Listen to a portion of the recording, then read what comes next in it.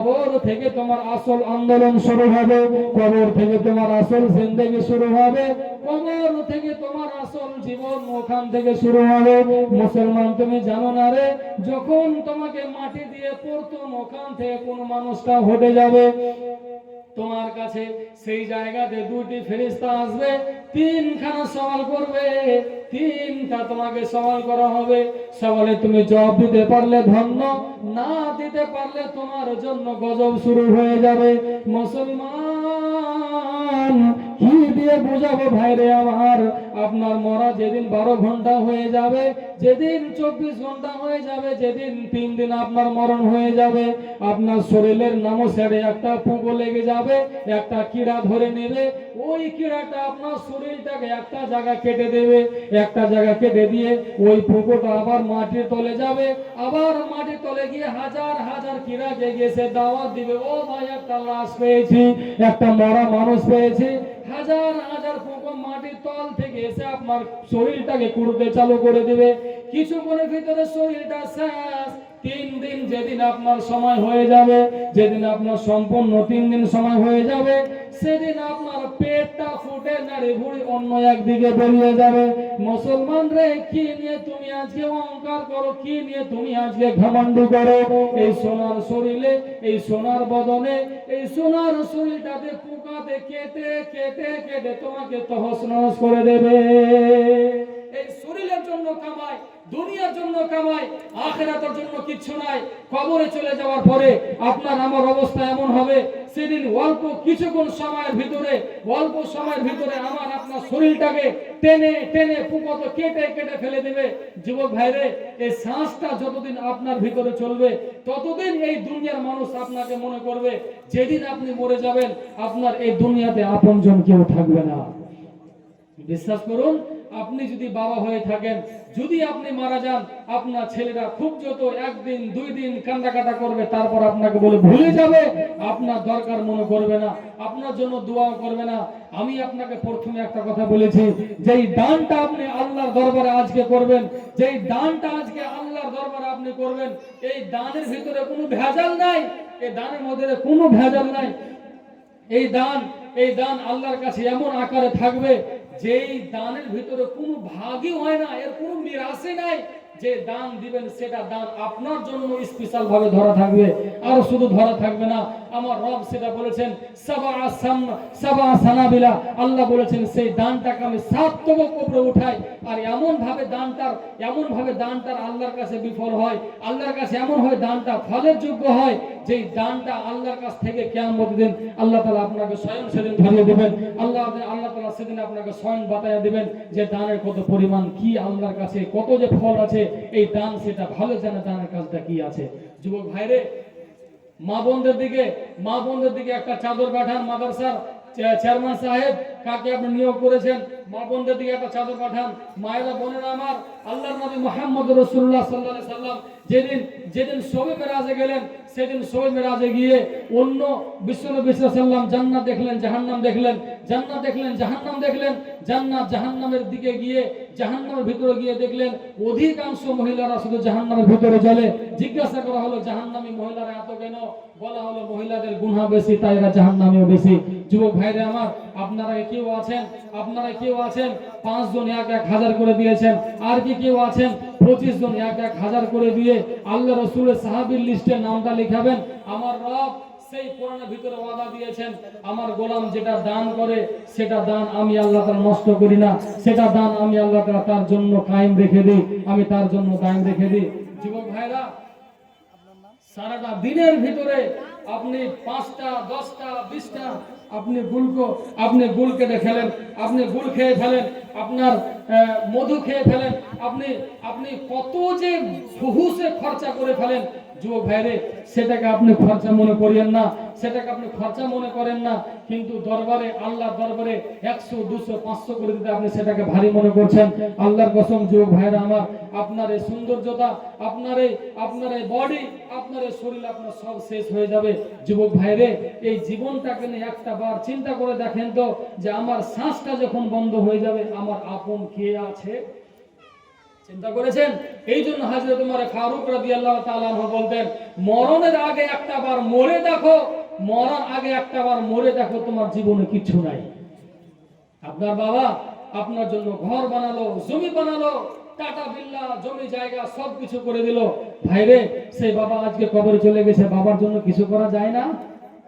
যেই মা হামালাতুহু উম্মুহু ওয়াহানান আলা ওয়াহানিন ওয়া ফিসালুহু ফি আমাইন, আমার রব আল্লাহ কোরআনে বলছেন হামালাতুহু উম্মুহু ওয়াহানান আলা ওয়াহানিন ওয়া ফিসালুহু ফি আমাইন, যে মা তোমাকে 9 মাস ধরে কোখে রেখেছে, আড়াই বছর ধরে তোমাকে দুধ পান করিয়েছে, কষ্টের পর কষ্ট উঠিয়েছে, সেই মা তোমার কবরে চলে গেছে, মা বলে ডাকলে তোমাকে আজকে তোমার মা সাড়া দেয় না, সে মায়ের নামে কি কিছু দান করা যায় না?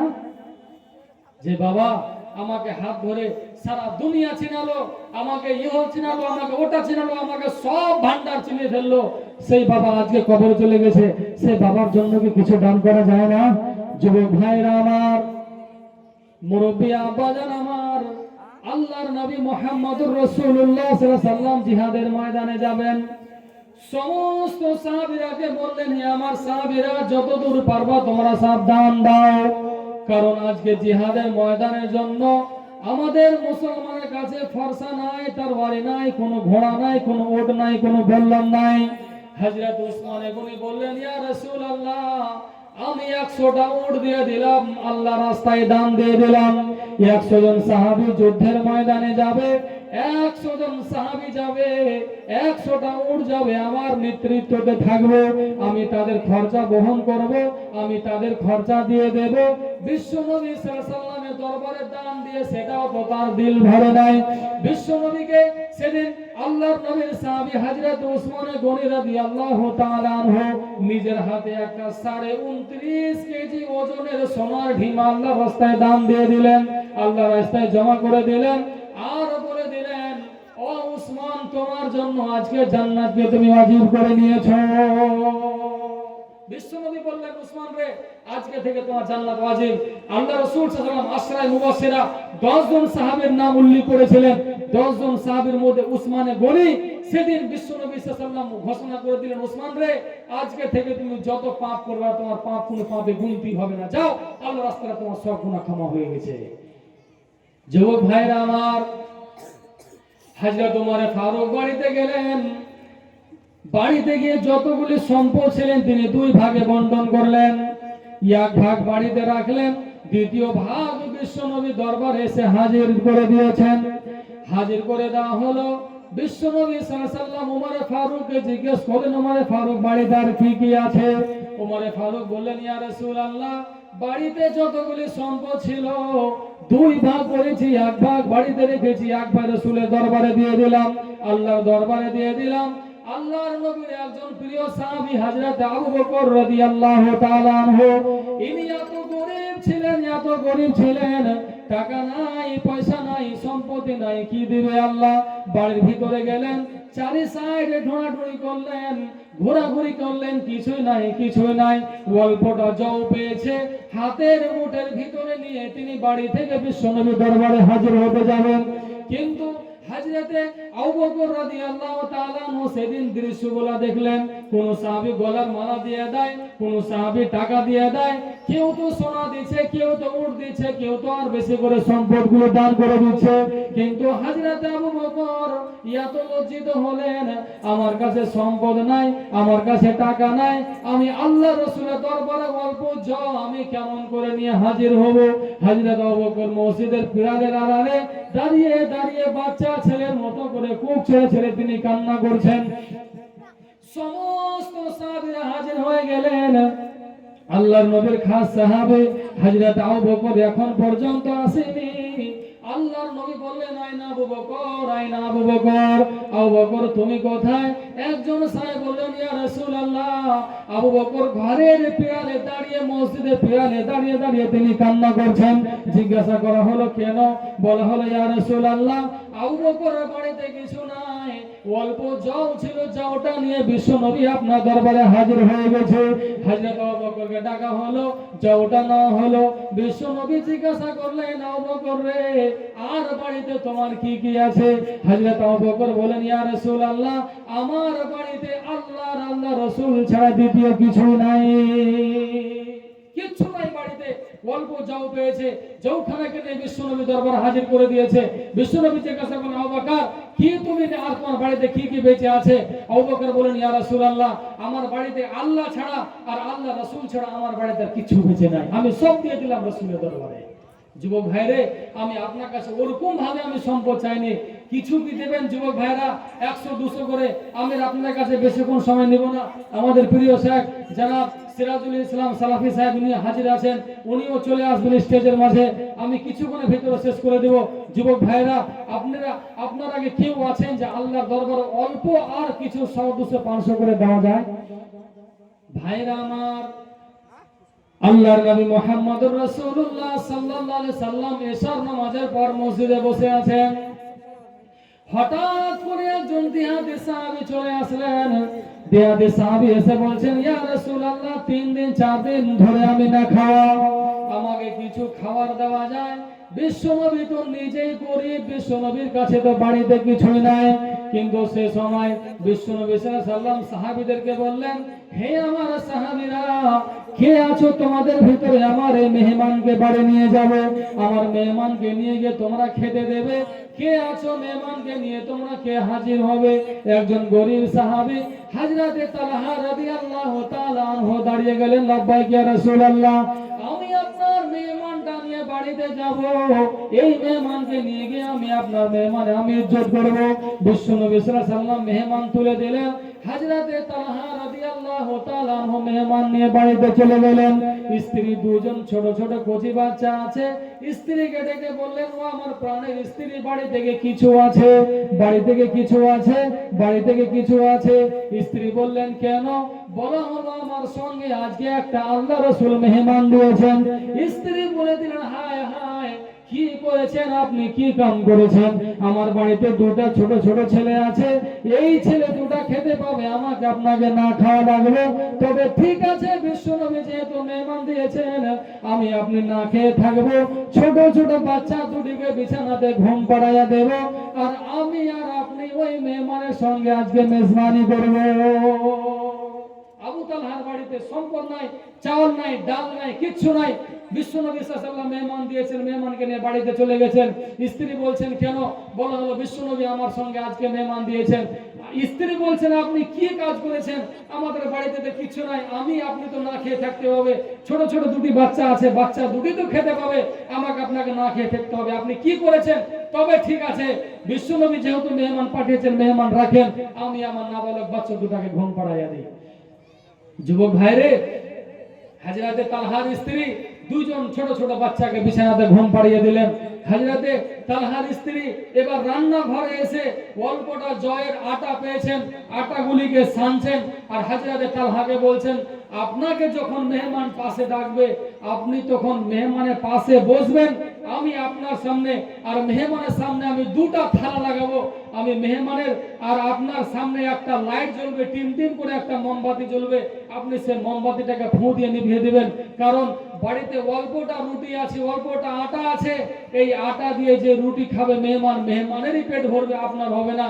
তবে আপনার সামনে যে টিম টিম করে একটা লাইট জ্বলছে, একটা মোমবাতি জ্বলছে, আমি যখন রুটিখানা মেহমানের সামনে দিয়ে দেব, আপনি ফু দিয়ে তখন ওই মোমবাতিটাকে নিভিয়ে দিবেন। যুবক ভাইরা আমার, হযরতে তালহার প্ল্যানিং দেখেন, হযরতে তালহার স্ত্রীর প্ল্যানিং দেখেন। আল্লাহর নবী সাল্লাল্লাহু আলাইহি সাল্লাম ফজরের নামাজের সময় মসজিদে এসেছেন। মসজিদে নববীতে এসে ফজরের সময় হযরতে তালহাকে ডাকছেন, আইনা তালহা, তালহা তুমি কোথায়? তালহা, একটু দেরি হয়ে গেছে। বিশ্বনবী সাল্লাল্লাহু আলাইহি সাল্লামকে বললেন, লাব্বাইক ইয়া রাসূলুল্লাহ, আমি হাজির।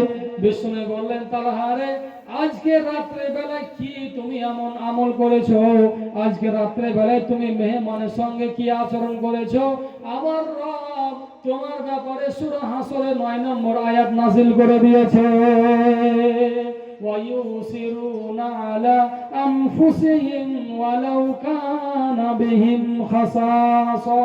তালহারে নিজের নফসটাকে তুমি দমন করেছো, মেহমানকে তুমি পেট ভর্তি খেলিয়েছো, আল্লাহর আরশ পর্যন্ত তোমার জন্য খুশি হয়ে গেছে। কত সুন্দর প্ল্যানিং করেছে তালহা। তুমি নিজে না খেয়ে থেকেছো, তোমার স্ত্রী থেকেছে, তোমার কচি কচি দুজন বাচ্চা থেকেছে। আল্লাহ আজকে তোমার আল্লাহ এত তোমার কর্মতে খুশি হয়েছে, সূরা হাসর 9 নম্বর আয়াত তোমার ব্যাপারে আল্লাহ তাআলা নাযিল করে দিয়েছে। যুবক ভাইরা আমার, আমি আপনাকে কি দিয়ে বুঝাই, আল্লাহর নবী সাল্লাল্লাহু আলাইহি ওয়াসাল্লাম জিহাদের ময়দানের জন্য সাহাবীদের জওয়ানদেরকে তৈয়ার করলেন, জওয়ানদেরকে তৈয়ার করলেন। বিশ্ব নবী সাল্লাল্লাহু আলাইহি ওয়াসাল্লাম জিহাদের ময়দানের জন্য জওয়ান জওয়ান সাহাবীদেরকে চুনট করে নিলেন। আমার রব সেই জওয়ানদের ব্যাপারে কোরআনের ভিতরে বলে দিলেন, তোমরা তাদেরকে মৃত মনে করো না, তারা মরে যায়নি, তারা আল্লাহর কাছে জীবিত আছে। আল্লাহ তাদের খেতে দেয়, আল্লাহ তাদের খেয়াল রাখেন, আল্লাহ তাদের খেতে দেয়, আল্লাহ তাদের খেয়াল রাখেন। আমার রব সেদিন কোরআনের ভিতরে তাই কোরআনে বলে দিয়েছে। ভাইরে আমার রব কোরআনের ভিতরে এত সুন্দর করে সেই মুসলমানদের কথা বলেছেন, সেই মুজাহিদের কথা বলেছেন, যারা ইসলামের জন্য জিহাদ করে করে নিজের জীবনটাকে নিছাওয়ার করে দিয়েছে। আল্লাহর দ্বীনের জন্য এরা কায়েম দায়েম করেছে, এরা আল্লাহর জন্য, রাসূলের জন্য, আল্লাহর কোরআনের জন্য এমন ভাবে এরা নিজের জীবনটাকে নিছাওয়ার করে দিয়েছে যে এদের তালিকা যতগুলি পড়বেন, এদের কথাগুলিকে যতগুলি পড়বেন, এদের তালিকা যতগুলি পড়বেন, ততই আপনার দিলের ভিতরে ঈমানটা তাজা হয়ে আসবে। যুবক ভাইরা আমার, আপনার ভিতরে যদি ঈমান থাকে, আল্লাহ 30 পারা কোরআনকে কালো কালিতে লেখা আছে, সেটাকে কালো কালি মনে করিয়েন না। মনে করবেন যদি আপনি ঈমানের নজরে যদি দেখেন, সেই কোরআনকে কালো কালিতে না, মুসলমান সাহাবীদের তাজা তরুণ লাল রক্ত দিয়ে তাদের নামকে কোরআনকে লেখা আছে। মুসলমান রে, তোমার ভিতরে যদি আজকে ঈমান থাকে, আজকে যদি আল্লাহর ভয় তোমার দিলের ভিতরে যদি থাকে, আমার রব সেদিন কোরআনের ভিতরে ওয়াদা দিয়েছেন, আজ পর্যন্ত সে ওয়াদা প্রযোজ্য আছে। আমার রব সে ওয়াদা কোনোদিন খেলাপি করেন না। আমার রবের অর্ডার হয়েছে, আমার আল্লাহর অর্ডার হয়েছে, সারা জীবন ধরে মুসলমানের জন্য সেটাই প্রযোজ্য থাকবে। মুসলমান ভাই আমার, আমি আপনাকে বলবো, আল্লাহ রাসূল সাল্লাল্লাহু আলাইহি ওয়াসাল্লাম দুনিয়াতে বলেছেন, এই সারা বিশ্বের মাটির উপরে একটা বিমারি ছড়িয়ে পড়বে, একটা অসুখ ছড়িয়ে পড়বে, অসুখটার নাম হবে ওয়াহানা অসুখ ছড়িয়ে পড়বে। আর ওয়াহানা অসুখের সবচাইতে মারাত্মক বিমারি হলো, মানুষ দুনিয়াতে মওতকে বলে ভুলে যাবে, মওতকে বলে ঘৃণা করবে, এরা আখিরাতকে বলে ভুলে যাবে, আর এরা দুনিয়ার সঙ্গে মহব্বত জুড়ে দেবে। মুসলমান, আজকে তোমার ব্যাপার ওটাই হয়েছে, আজকে তোমার ব্যাপার ওটাই হয়েছে। মানুষ এই দুনিয়াতে টাকা, সম্পদ, মহব্বত, ভালোবাসা দুনিয়াতে রাখতে চায়, আখিরাতের জন্য এরা কিচ্ছু করতে চায় না। আখিরাতকে এরা ভাবনা চিন্তাও করে না, আখিরাতের জন্য এরা কিচ্ছুই করে না, আখিরাতের জন্য এরা ভাবনা চিন্তা করে না। যুবক ভাইরা আমার, আরেকজন ছোট ছেলে এসে 200 টাকা দিয়েছেন, আলহামদুলিল্লাহ। আপনারা আমার হাতে যা দিয়েছেন আলহামদুলিল্লাহ যথেষ্ট দিয়েছেন। আমার বড় ভাই শেখ সিরাজুল ইসলাম সাহেবের হাতে আপনারাও দিবেন আমার সময় শেষের দিকে। যুবক ভাইরা আমার, সদা সর্বদা মনের ভিতরে একটা কথা রাখবেন, এই নফসের এই জীবনের শেষ একটাই কথা আপনি মনে রাখবেন, মওতকে বলে সদা সর্বদা ভুলে রাখবেন। শুনুন, আপনার কাছে একটা কল আসবে, আপনার কাছে একটা ফোন আসবে, যেই ফোনে কোনো নাম্বার হয় না, যার কাছে ফোন আসলে পরে আপনি ইগনোর করতে পারবেন না, আপনি সেটাকে ছাড়তে পারবেন না, তার নাম হচ্ছে মওতের কল, তার নাম হচ্ছে মওতের জায়গা, তার নাম হচ্ছে মওতের অ্যাক্সিডেন্ট। মওতের সাথে অ্যাক্সিডেন্ট হলে পরে আপনার আর বাঁচার কোনো গুঞ্জাইশ নাই। যুবক ভাইরে, আপনার জীবনে সকালবেলা সূর্য উঠলে পরে সন্ধ্যাবেলা সূর্য ডুবার আর আপনি ঘাটা দেখিয়েন না।